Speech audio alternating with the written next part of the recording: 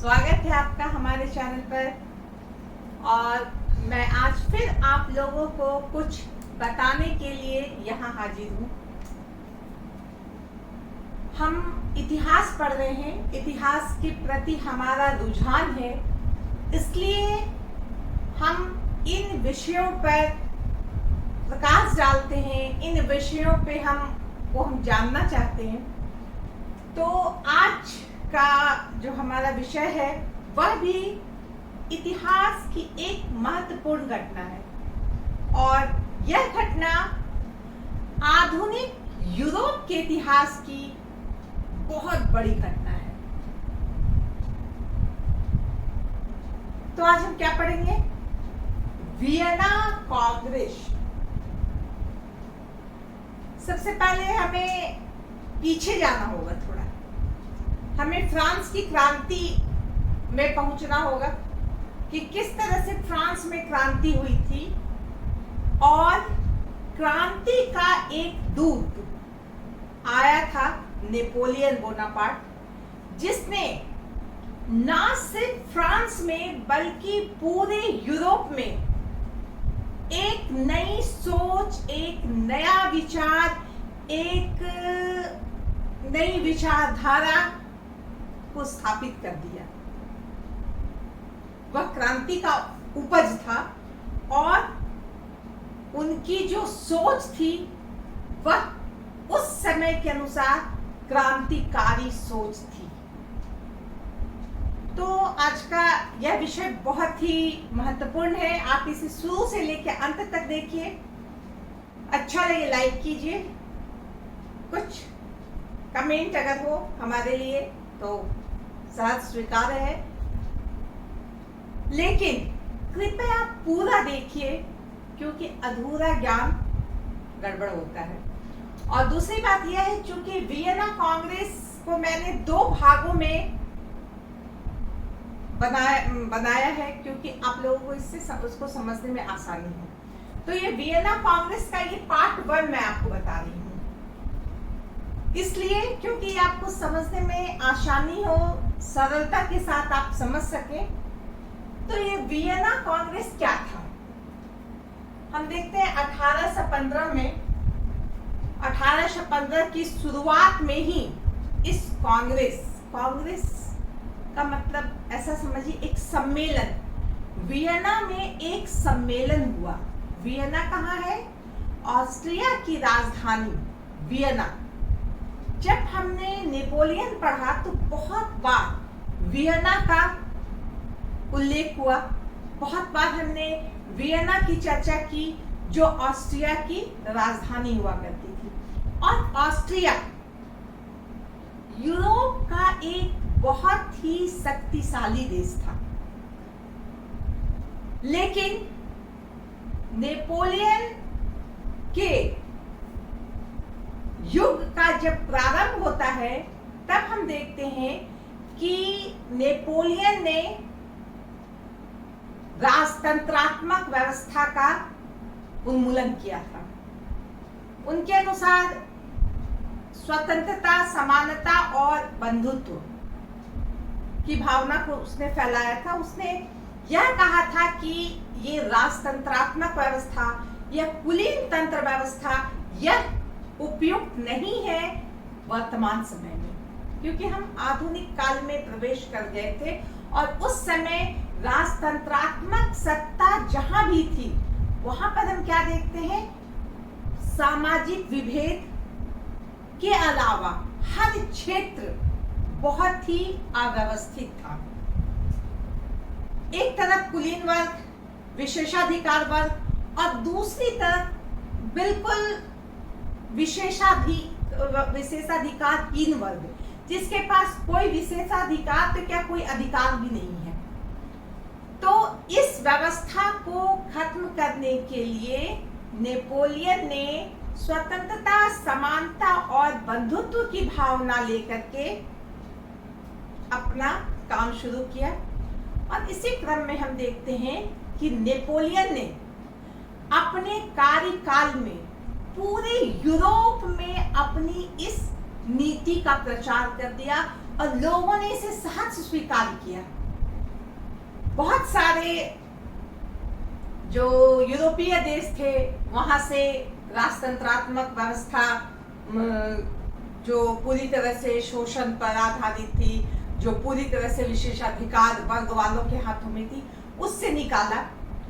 और अगर सच कहा जाए तो ये कह सकते हैं कि पूरे यूरोप को फ्रांस ने या नेपोलियन ने या तो अपने अधीन कर लिया या अपने अधीन बना करके उसे स्वतंत्र कर दिया। वो एक प्रकार से फ्रांस के ही अधीन था। फ्रांस की सीमा बहुत बढ़ गई थी।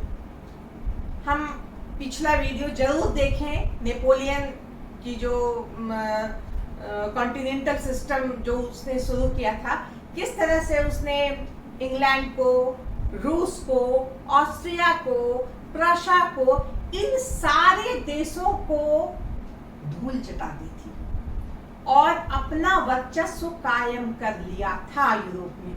ये बहुत बड़ी बात थी। अंततः हम क्या देखते हैं? वाटरलू के मैदान में नेपोलियन की पराजय और इसके बाद उसका पतन शुरू होता है। सेंट हेलेना उसे लास्ट में भेज दिया जाता है और इसके साथ ही यूरोप में एक नई ताजगी आ जाती है। चलो चलो, नेपोलियन तो गया, अब हम लोग चैन से रहेंगे, अब हम लोग अपने अनुसार काम करेंगे। ये नेपोलियन तो आकर के हम लोगों का जीना हराम कर दिया था। ऐसी सोच उन सारे देशों के जो कुलीन लोग थे, जो राज परिवार के लोग थे, उनके मन में आने लगी। क्योंकि जिस तरह से नेपोलियन ने नई व्यवस्था, नई क्रांतिकारी विचार लोगों के सामने रखे थे, जो राष्ट्रीयता की भावना का पाठ पढ़ाया था, इससे राजा, राज परिवार, कुलीन, ये सारे पस्त हो गए थे। अब वो खुश थे कि चलो अब नेपोलियन गया, अब फिर से हम उसी पद्धति को, उसी सिस्टम को लागू करेंगे जिसे नेपोलियन ने पूरी तरह से तहस नहस कर दिया था। समझ गए? नेपोलियन का पतन होता है और नेपोलियन का सबसे बड़ा दुश्मन कौन था? ऑस्ट्रिया का चांसलर मेटरनिक। उसके ही दिमाग की उपज थी कि एक सम्मेलन बुलाया जाए उन देशों का जो नेपोलियन से हारे थे, उन देशों का जो नेपोलियन का जिन्होंने साथ दिया था। कहने का मतलब है कि मेटरनिक ने अपनी कूटनीतिज्ञता से उन सभी यूरोप के लोगों को, यूरोप के जो देश थे, उनके यहाँ से प्रतिनिधियों को बुलाया एक सम्मेलन के लिए। मेटरनिक जो ऑस्ट्रिया का चांसलर था, प्रधानमंत्री था, वह कुलीन परिवार का था। और जब कुलीन परिवार का मतलब समझ रहे हैं कि वो राजघराने का से रिलेटेड था, वो बड़े परिवार का व्यक्ति था, उसकी सोच बिल्कुल अलग थी। उसका कहना था या उसका सोचना था कि शासन तो सिर्फ जिसके खून में राजा राजशाही की बात वही कर सकते हैं। आम जनता क्या शासन करेगा? क्या किसी को भी योग्यता के आधार पर किसी को राजा बना दिया जाएगा? ये सब गलत बात है। इसका वो पूरा विरोध करता था। इसलिए कहा जाता है कि यह प्रतिक्रियावादी व्यक्ति था। यह प्रतिक्रियावादी व्यक्ति था। इसका कहना था कि नेपोलियन ने जो धारणा फैलाई है, जो विचार फैलाया है, वह एक प्रकार की छूत की बीमारी है, जिसे जड़ से खत्म करना है, उसे बिल्कुल काट के फेंक देना है। अगर नहीं ऐसा किया गया तो पूरा शरीर खत्म हो जाएगा। ये मेटरनिक का कहना था कि नेपोलियन द्वारा बनाई गई व्यवस्था बिल्कुल गलत है। स्वतंत्रता नहीं मिलनी चाहिए, स्वतंत्रता, समानता, बंधुत्व, ये सब फाजुल की बात है, फजूल की बात है। और साथ ही साथ हम देखते हैं कि ये जो राष्ट्रीयता की भावना जो है, यह सब गलत बात है। कोई राष्ट्रीयता की भावना वगैरह नहीं। हम राजा हैं, हम निरंकुश शासन करने के लिए पैदा हुए हैं और हम उसी तरह की व्यवस्था को पुनः यूरोप में लागू करेंगे। समझ गए? तो मेटरनिख ने अपने राजधानी में एक सम्मेलन बुलाया जिसे हम क्या कहते हैं, वियना कांग्रेस। और हम देखते हैं कि इस सम्मेलन में पूरे यूरोप से हजारों आदमी आए। उसमें 90 से अधिक जो सम्राट थे वो आए, 50 से अधिक जो है राजा आए, जो छोटे कैटेगरी के राजा थे वो, उसके प्रतिनिधि आए, उसके मंत्री आए। इतने सारे लोग वियना में जमा हो गए जैसे कि लगा कि वियना में कोई कुंभ का मेला लगा हुआ है। भारी भीड़ जमी हुई थी। एक से एक पत्रकार, एक पहुंचे हुए राजदूत, पहुंचे हुए कूटनीतिज्ञ, पहुंचे हुए कलाकार, हर तरह के लोगों का वहां हुजूम जम गया, क्योंकि ये एक बहुत बड़ी बात थी। कहा जाता है कि जब बहुत पहले वेस्टफेलिया की संधि हुई थी, उस समय इतनी भीड़ जमा हुई थी, एक राजनीतिक माहौल था। और उसके बाद हम देखते हैं कि ये वियना सम्मेलन में या वियना कांग्रेस में 1815 में इतने लोग जमा हुए। अब हम चलते हैं, पहले हम एक हल्की सी नजर हम डालते हैं कि कौन कौन मुख्य सदस्य थे यहाँ के। तो सबसे पहले हम देखते हैं कि लॉर्ड कैशलर और वेलिंगटन ऑफ ड्यूक, ये इंग्लैंड से आए थे। हम जानते हैं कि इंग्लैंड से नेपोलियन का कैसा रिश्ता था, किस तरह नेपोलियन नहीं इंग्लैंड को देखना चाहता था, इंग्लैंड नेपोलियन को नहीं देखना चाहता था। नेपोलियन उसकी नौसैनिक शक्ति से चिढ़ता था और फ्रांस नेपोलियन की जो महत्वाकांक्षा है और उसकी बढ़ती हुई जो उसका बढ़ता हुआ वर्चस्व है उससे चिढ़ता था। दोनों एक दूसरे के शत्रु थे, दोनों में 36 का आंकड़ा था। ऐसे में इन लोगों का आना तो बहुत जरूरी था। इन लोग आए। दूसरे फ्रेडरिक विलियम थर्ड, हमने पढ़ा कि किस तरह प्रशा को नेपोलियन ने हराया था। उस समय राजा वहां का सम्राट फ्रेडरिक विलियम थर्ड था। इसने अपने यहाँ के दो मंत्रियों को लेकर के आया, हार्डनबर्ग और हेम्बोल्ट। इन दोनों अपने मंत्रियों को या बहुत अपने विश्वास पात्र को लेकर के आया। ये कहां से आए? प्रशा से। फ्रांस से कौन आए? फ्रांस से आए टैलेरा।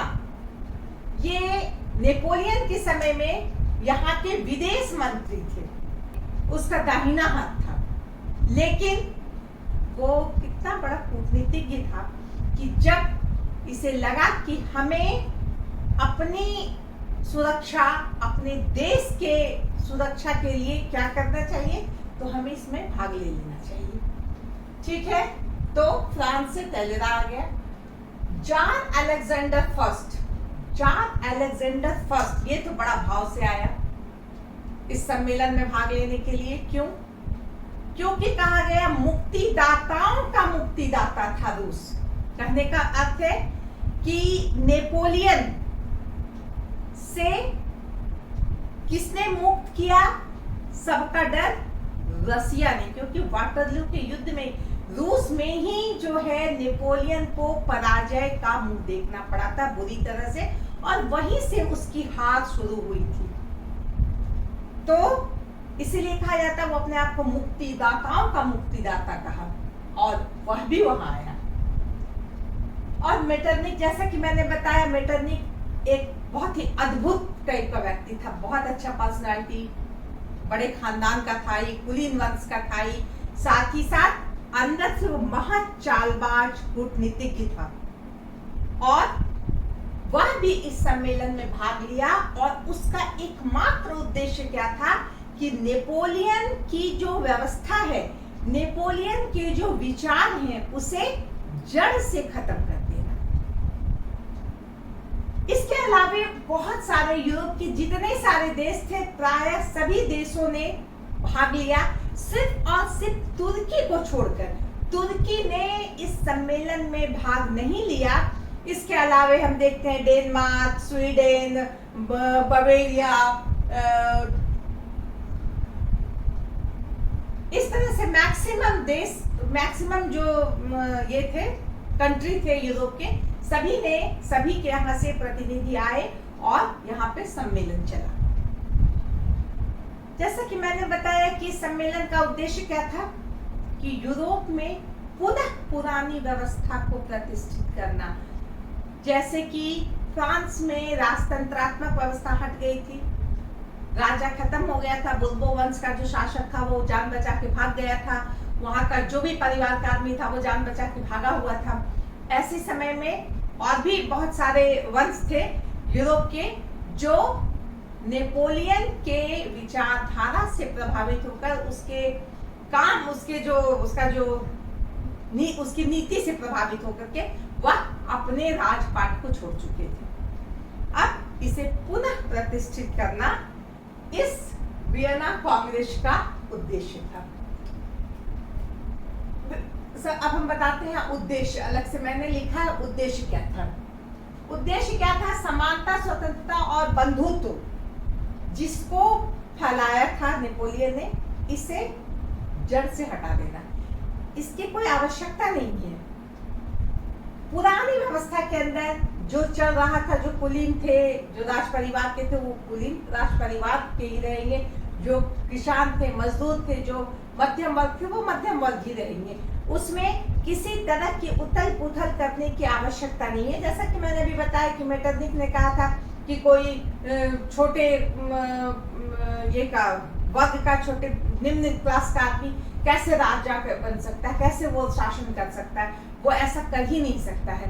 तो उसकी ये जो सोच थी, इसको फिर से लागू करना था, पुरानी व्यवस्था पुनः लागू करना। फ्रांस ने जब अपनी विदेश नीति अपनाई थी तो हमने क्या देखा कि किस तरह उसने इंग्लैंड पर आक्रमण किया। ये अलग बात है, हार गया। उसने ऑस्ट्रिया पर 2-3 बार आक्रमण किया और ऑस्ट्रिया के बहुत सारे क्षेत्र को अपने अधीन कर लिया। और ऑस्ट्रिया का बहुत सारा क्षेत्र, जर्मनी का बहुत सारा क्षेत्र ऑस्ट्रिया में मिला हुआ था। ऑस्ट्रिया एक बहुत बड़ा क्षेत्र था और वहां पे हम क्या देखते हैं कि बहुत से जाति, बहुत से धर्म, बहुत से अलग अलग भाषा के लोग रहते थे। अलग धर्म, अलग भाषा, अलग जाति के लोग रहते थे। और इनमें जो है, इन जातियों में, इन धर्म वालों में एक नई जागृति आ गई थी कि हमें अपने धर्म के आधार पर हमें अपना देश बनाना होगा। उनमें अलग राष्ट्रीयता की भावना आ गई थी कि हम इस जाति के लोग हैं तो हमारा एक अलग देश होना चाहिए। तो नेपोलियन ने इनको इनका अधिकार दिलाया था। बहुत सारे राज्य को, बहुत सारे क्षेत्रों को निकाल के स्वतंत्र कर दिया। ये अलग बात है कि उस पर उसका नेपोलियन ने अप्रत्यक्ष रूप से या प्रत्यक्ष रूप से अपना अधिकार रखा, लेकिन ऑस्ट्रिया से उन क्षेत्रों को निकाल दिया। तो ये तो ऑस्ट्रिया के लिए बहुत खराब बात थी। उसका क्षेत्र छोटा हो जा रहा था, उसका जो इतना बड़ा राज्य था वो छोटा हो जा रहा था।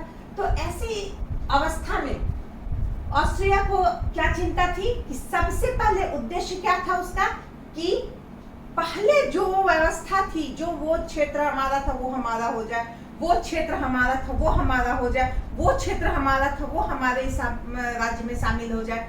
ये उसका मुख्य उद्देश्य था, उसे अपना देखना था। इसके साथ ही साथ और भी देश थे, वह भी कह रहे थे कि हाँ, वो मेरा भी जो छीना हुआ क्षेत्र है वो हमें मिल जाए, हमारा छीना हुआ क्षेत्र हमें मिल जाए। तो ये जो सदस्य थे महान, इनका क्या कहना था कि पूर्व अवस्था में पहले जो यूरोप में जो व्यवस्था थी नेपोलियन से पहले, बिल्कुल वही व्यवस्था हो जाए। ये जो मानचित्र, यूरोप का मानचित्र को जो है बिल्कुल इधर से उधर कर दिया गया है, इसे फिर से पहले वाले मानचित्र की तरह कर दिया जाए। ये इंग्लैंड के जो प्रधानमंत्री थे पिट, उन्होंने क्या कहा था कि नेपोलियन ने मानचित्र को इस तरह कर दिया, यूरोप के मानचित्र को, कि अब ये किसी काम का नहीं आएगा, इसे मोड़ करके 10 साल के लिए रख दो। कहने का मतलब था कि जब नेपोलियन का पतन हो जाएगा तभी हम लोग फिर इस मानचित्र को निकाल करके अपने अनुसार करेंगे, क्योंकि अभी नेपोलियन ने इसे अपने अनुसार इस मानचित्र को बना दिया है। तो यूरोप के मानचित्र को पुनः पुराने स्टाइल में सजाना इनका काम था। इसमें सिर्फ और सिर्फ इनका स्वार्थ ही था। जो क्रांति की भावना है, जो राष्ट्रीयता की भावना है, इसकी उन्होंने कोई परवाह नहीं की थी। उन्होंने जन भावना की कोई परवाह नहीं की थी। उनका एकमात्र उद्देश्य क्या था कि हमें अपना विशेषाधिकार, हमें अपनी शक्ति वह पहले के अनुसार मिल जाए, हमारे अधिकार में कोई घुसपैठ ना करे, हमारे क्षेत्र में कोई हाथ न डाले। तो इस तरह से ये उद्देश्य था, और राष्ट्रीयता और नए विचारों को दूर करना। क्योंकि अब नेपोलियन के बाद, नेपोलियन के जगाने के बाद, उनके विचारों को फैलने के बाद लोगों में राष्ट्रीयता की भावना आ गई थी। लोग अपने आप को धर्म के आधार पर, जाति के आधार पर, देश के आधार पर अपने आप को स्वतंत्र करना चाहते थे, और ये प्रतिक्रियावादी इससे कभी बढ़ने नहीं देना चाहते थे। और इनका ये उद्देश्य था कि ऐसी भावनाओं को जड़ से हटा दिया जाए। अब हम बात करते हैं समस्या। क्या समस्या थी? समस्या सीमा संबंधी समस्या। जैसा कि मैंने बताया कि पहले जर्मनी यहाँ तक था, नेपोलियन के बाद यहाँ तक आ गया। प्रशा, उसमें प्रशा का बहुत भाग था, वो छिन गया। प्रशा उससे मिला हुआ था। प्रशा के अंदर बहुत सारा क्षेत्र था, ऑस्ट्रिया के अंदर बहुत सारा क्षेत्र था जो अलग हो गया था। इस तरह से हम देखते हैं पूरे यूरोप में सीमा संबंधी समस्या हो गई थी। क्यों? कहा जाता नहीं, ऑस्ट्रिया की जो सीमा है वो यहाँ तक है, तो यहाँ पे जो कहता है नहीं, ये तो हमारा देश है, ये तो नेपोलियन ने हम लोगों को अपना देश बना के दे दिया था। यहाँ पे प्रशा कह रहा है कि नहीं, ये जगह तो हमारा है। जर्मनी का कुछ देश कह रहा नहीं, ये तो राइन संघ में शामिल हो गया, हम लोग राइन संघ वाले हैं। कहने का मतलब कि सीमा, बॉर्डर संबंधी जो समस्या है वह बहुत अधिक हो गई थी, और इसे दूर करना इस कांग्रेस का उद्देश्य था। क्रांतिकारी और प्रतिक्रियावादी सामने हो गए थे। क्रांतिकारी कौन थे? जो नेपोलियन के विचारों से प्रभावित थे, जिनके हिसाब से स्वतंत्रता, समानता, बंधुत्व, राष्ट्रीयता, संप्रभुता इसका महत्व था। इनके अनुसार मनुष्य जो जन है उसकी भावनाओं का महत्व था, उनके विचारों का महत्व था। उन सब बातों के बिल्कुल विरोधी थे प्रतिक्रियावादी। उन्हें ना तो जन भावनाओं से कोई लेना देना था, न समानता से लेना देना था, न स्वतंत्रता से, न राष्ट्रीयता से। कहने का मतलब दोनों में 36 का आंकड़ा था, और ऐसे समय में यह समस्या थी कि इन दोनों के बीच में समन्वय कैसे स्थापित किया जाए, कैसे समझाया जाए। तो इसका काम करने का कौन ठेका लिया? ये वियना कांग्रेस की। इस कांग्रेस में बैठ के हम लोग सोचेंगे कि इस पर कैसे विचार किया जाए। शक्ति संतुलन और इनाम तथा दंड, ये दो भी समस्या थी। शक्ति संतुलन क्या था? इस बात का ध्यान दिया गया कि जिस तरह नेपोलियन के हाथ में बहुत शक्ति आ गई थी और उसने पूरे यूरोप को जो है अस्त व्यस्त कर दिया था, अपने अनुसार उसने पूरे यूरोप को बना दिया था, अपने अनुसार उसने यूरोप का संगठन कर दिया, यूरोप के लोगों की मानसिकता में चेंजेस ला दिया।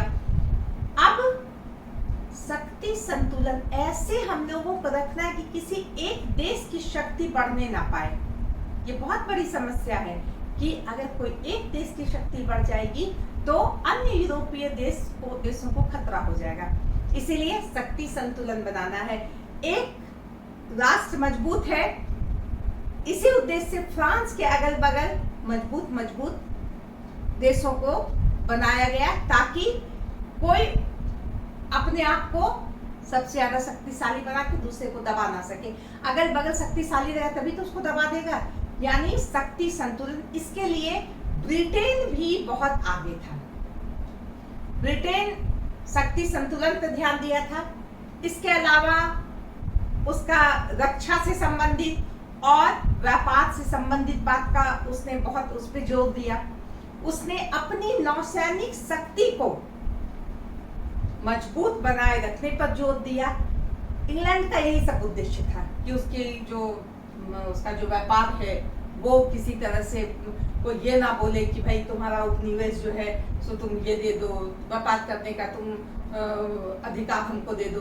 कहने का मतलब उसका जो क्षेत्र था उसको उसने बहुत ही बुद्धिमानी से, ये कैसलेरी जो है बहुत बुद्धिमानी से अपने व्यापार को, अपनी नौसैनिक शक्ति को, अपने रक्षा को शक्ति संतुलन के द्वारा सुरक्षित रखा।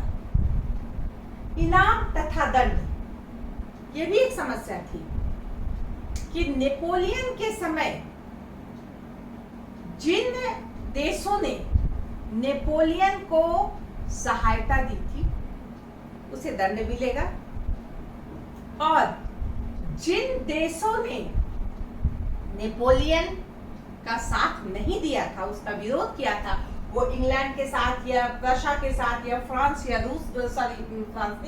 रूस या ऑस्ट्रिया के साथ थे, उसे इनाम मिलेगा। ये एक समस्या थी कि अगर इसे ऐसा कर दिया जाए कि इस समस्या से निपट सकते हैं, इनका पक्ष मजबूत हो सकता है, और जिनको दंड दिया जाएगा, जो नेपोलियन के साथ कभी थे, वो फिर कभी भविष्य में ऐसा काम नहीं करेंगे कि जो शक्तिशाली है उसके साथ मिल करके वह व्यवस्था में जो है उथल पुथल मचाने की कोशिश नहीं करेंगे। तो इस तरह से हम देखते हैं कि वियना कांग्रेस के सामने ये उद्देश्य थी, ये समस्याएं थी। अब हम बात करते हैं उनका सिद्धांत क्या था। उनका सिद्धांत था शक्ति संतुलन और वैध अधिकार का सिद्धांत। इसे इंग्लैंड ने भी प्रश्रय दिया, और इस तरह से हम देखते हैं कि वियना कांग्रेस में अंततः में हम कार्य प्रणाली में जाएंगे। इसकी क्या कार्य प्रणाली थी, अगर सच पूछा जाए तो कोई कार्य प्रणाली नहीं थी इनका। क्या था, बड़े बड़े लोग बैठे हुए हैं हॉल में, कॉन्फ्रेंस रूम में बैठे हुए हैं, बढ़िया बढ़िया खाना खा रहे हैं, और खाते खाते बड़े बड़े मुद्दों पर बड़े आसानी से ऐसे चुटकी में विचार कर दे रहे हैं। अरे अरे हाँ वो क्षेत्र तो ऑस्ट्रिया तुम ले लेना, अरे जर्मनी से निकाल करके वो उसको दे देना, जर्मनी से निकाल के वो ले लेगा, हाँ ये जो रूस को ये क्षेत्र दे देना। कहने का मतलब कि बहुत हल्के में, कोई कार्य प्रणाली ही नहीं थी, कोई नियम ही नहीं था, कोई व्यवस्था ही नहीं थी। बस खाते खाते ना किसी जनता की भावनाओं का ख्याल रखना है, ना उनकी राष्ट्रीयता को ध्यान में रखना है, ना उसकी जाति, ना धर्म, किसी भी चीज को ध्यान में नहीं रखना है। बस ये क्षेत्र तुम ले जाओ, ये क्षेत्र तुम ले जाओ। तो इस तरह से हम देखते हैं कि बिना किसी नियम के, बिना किसी व्यवस्था के यह वियना कांग्रेस संपन्न हो गया, और इसमें जो 4 महाशक्तियां, इंग्लैंड हो, रूस हो, खासकर ऑस्ट्रिया तो खैर सर्वे सर्वा था ही, ऑस्ट्रिया हो, इनका बहुत ही प्रभाव रहा, और इसने बिल्कुल अपने अनुसार अपनी दबी हुई इच्छाओं को यहाँ पे रख दिया।